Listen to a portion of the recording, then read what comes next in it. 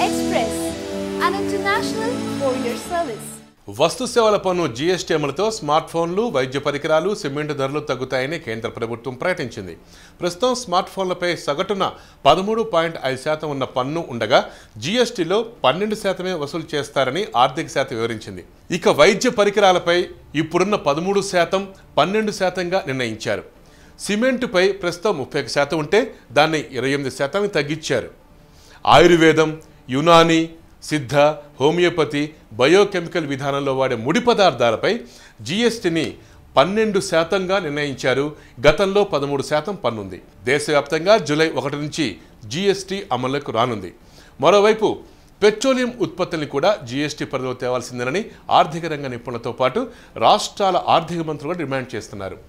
3 రోజుల క్రితం శ్రీనగర్లో జరిగిన జీఎస్టీ మండలి భేటీలో 1200 వస్తువులు, 500 సేవలపై పన్ను ఖరారు చేసిన సంగతి తెలిసిందే. అయితే కీలకమైన పెట్రోలియం ఉత్పత్తులపై ఇంకా ఎలాంటి నిర్ణయం కేంద్ర ప్రభుత్వం తీసుకోలేదు.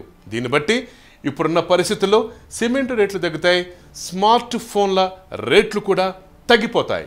ఈ కథనం కనుక మీకు నచ్చినట్లయితే ప్లీజ్ సబ్స్క్రైబ్ యోయో టీవీ.